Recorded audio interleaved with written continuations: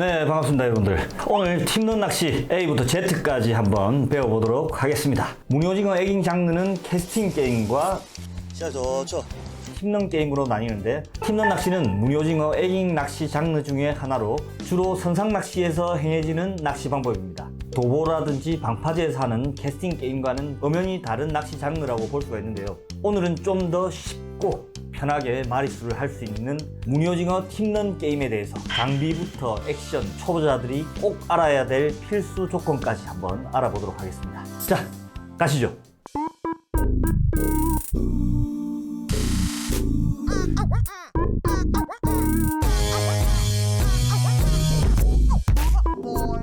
자, 일단 먼저 무늬오징어 에깅 낚시에 대해서 알아봐야 되겠죠. 캐스팅 낚시는 먼저 갯바위나 방파제 등 도보권에서 많이 행해지는 낚시입니다. 지금 그림에서 보시다시피 혼통이나 만해 지형을 한 유속이 빠르지 않은 곳에서 가벼운 캐스팅 애기를 멀리 캐스팅해서 발 앞으로 조금씩 당겨오면서 무늬 오징어를 포획하는 방법으로, 늦 여름부터 가을까지 하는 방법으로 주로 낮은 수심에서 애기의 움직임으로써 무늬 오징어를 유혹하는 방법이라면, 바로 이 팀런 게임은 선상에서 배를 타고 불어오는 바람이나 유속으로 인해서 배가 이렇게 흘러가죠. 흘러감에 따라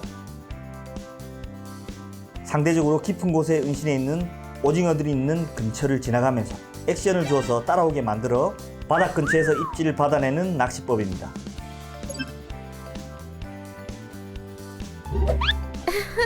캐스팅 낚시는 가벼운 애기의 움직임으로써 무늬 오징어가 애기를 이렇게 감싸고 도망가는 유형을 보이기 때문에 입질이 강하게 느껴지는 반면, 팀런 게임은 바닥층을 공략하고 물살을 이겨내기 위해 무거운 애기를 쓰기 때문에 주로 애기를 가져가는 입질보다는 배가 이렇게 움직이면서 가고 있기 때문에 오징어가 애기를 이렇게 물고 버티거나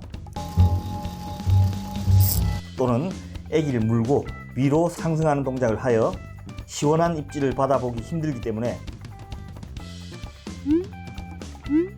주로 팁의 움직임이죠. 초리대 팁의 움직임을 보고 낚시한다 하여 팀런이라는 명칭이 생기지 않았을까라고 생각을 해봅니다. 이렇기 때문에 팀런 게임과 캐스팅 게임은 대상어는 같지만 엄연히 다른 장르로 보는 것이 맞다고 저는 그렇게 생각을 합니다. 낚시 시즌으로는 8월부터 캐스팅 게임이 시작이 되지만 9월부터 수온이 서서히 떨어지기 시작하면서 무늬 오징어들도 얕은 수심에서 점점 깊은 수심으로 이동함에 따라서 캐스팅 게임이 시작되고 난 후부터 팀런 게임이 시작한다 보시면 되고요. 그리고 약 11월 달까지 팀런 게임이 캐스팅 게임보다는 시즌이 조금 더 길다고 보시면 될 것 같습니다.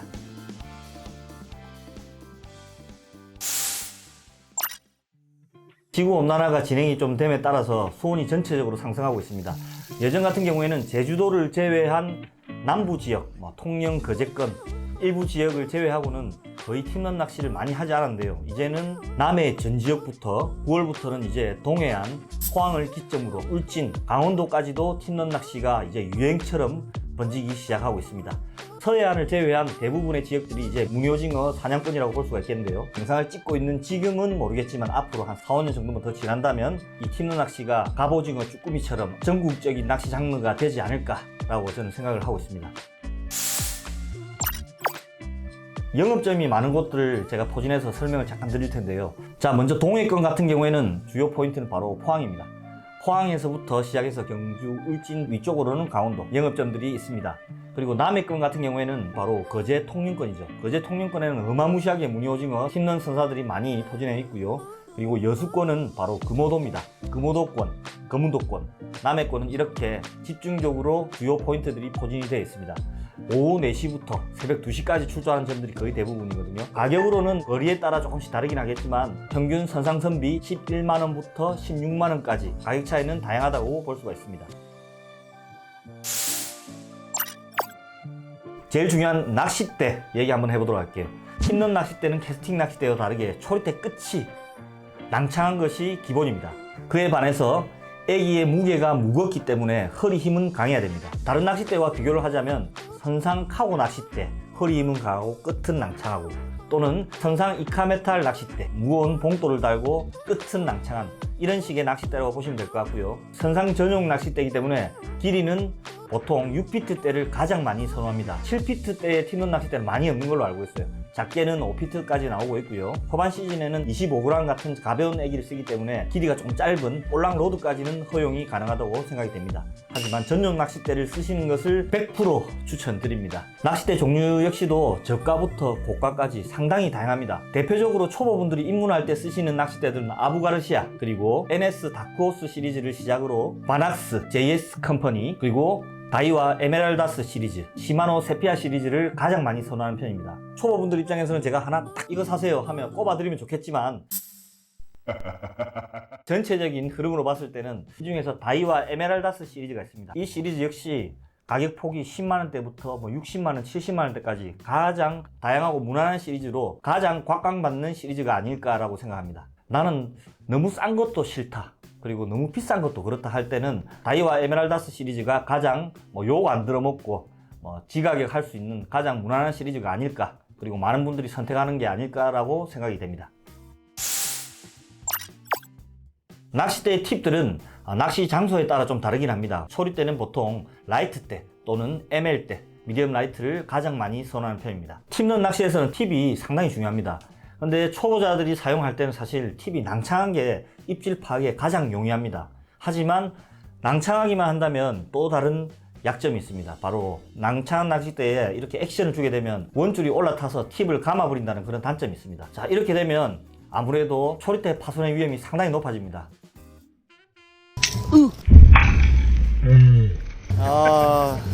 초보들 너무 낭창한 거 쓰시면 초리대 많이 부숴먹거든요. 그렇다고 초리대가 튼튼한 낚싯대를 쓰게 된다면 사실 무게의 감도를 느끼는 낚시이기 때문에 입질을 파악하기가 상당히 힘들어진다는 그런 약점이 있습니다.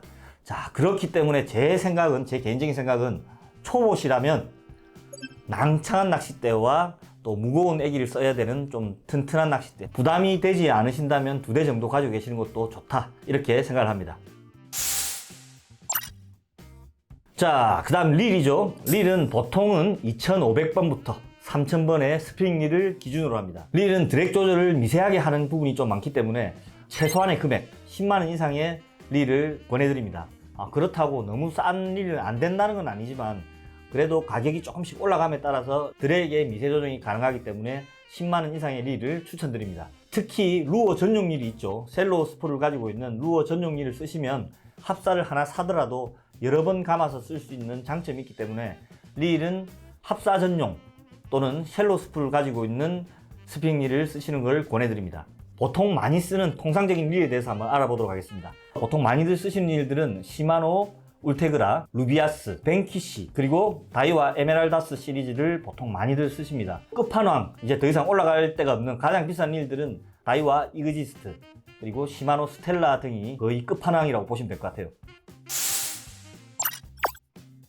자, 주로 무늬오징어 보시면 더블 핸들을 많이 쓰시는데요. 더블 핸들을 꼭 쓰지 않아도 되지만 자기 혼자 스스로 감기는 이런 경우가 있는데, 더블 핸들을 쓰시면 이렇게 무게 중심이 딱 맞기 때문에 스스로 감기지 않는다. 그리고 릴을 감고 풀고를 자주 하기 때문에 더블 핸들을 많이들 쓰시는 편입니다. 그렇다고 더블 핸들만 꼭 쓰는 건 아닙니다.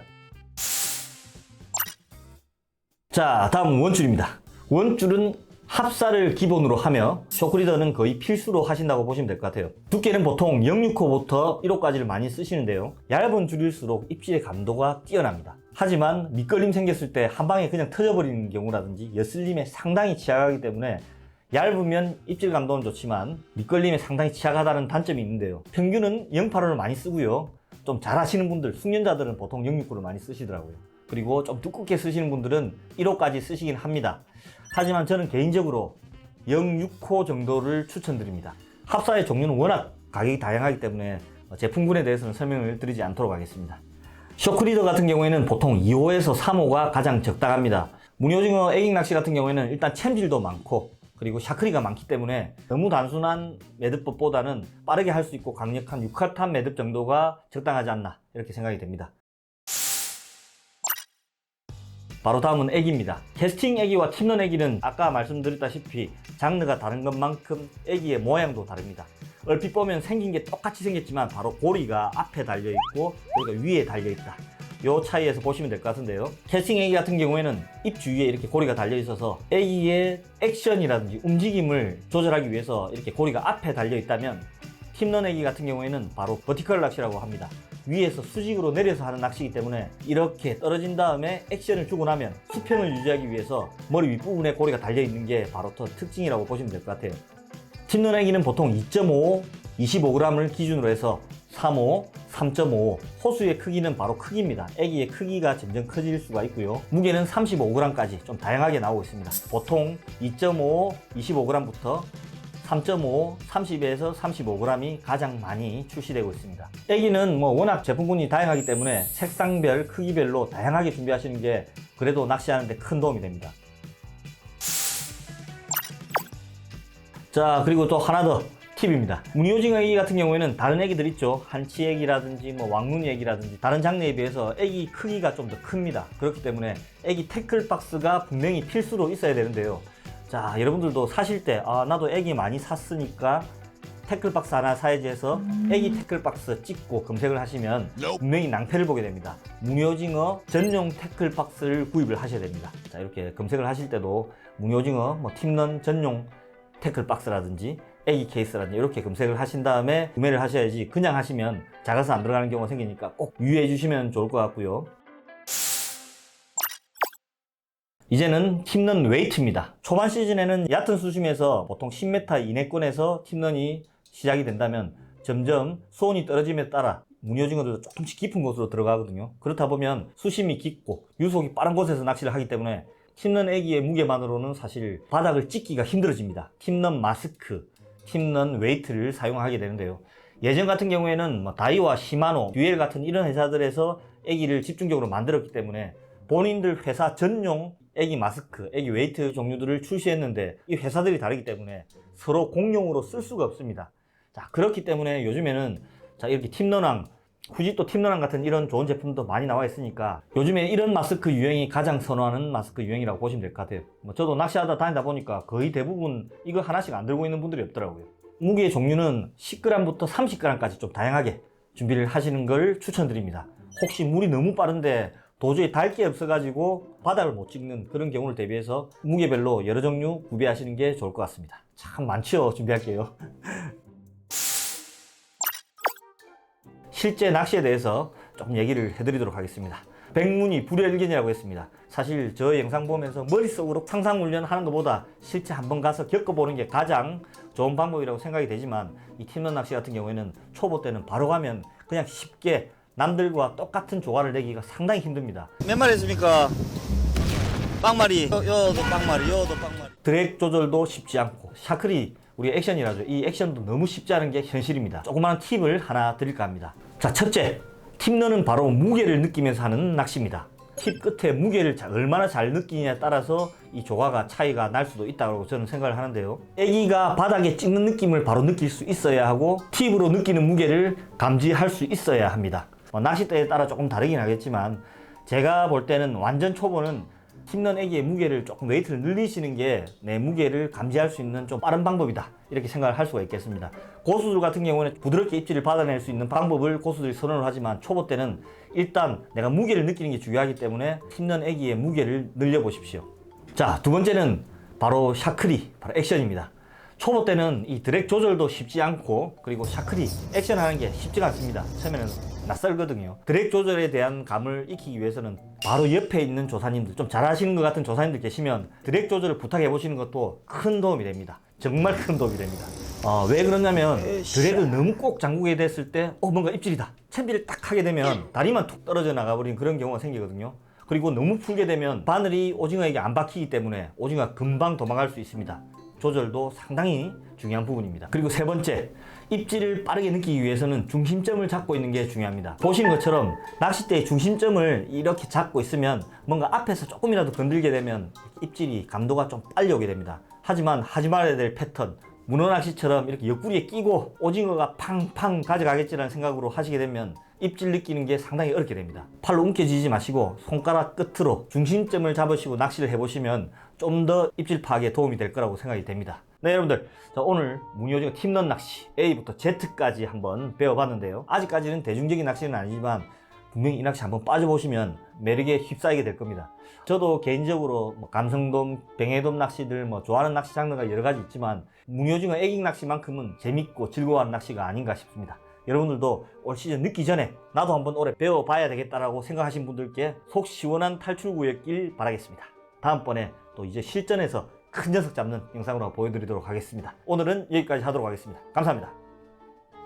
어르신, 회장님, 시키는 대로 다 할게. 내가 뭐든지 할게. 이렇게 싹싹 빌게.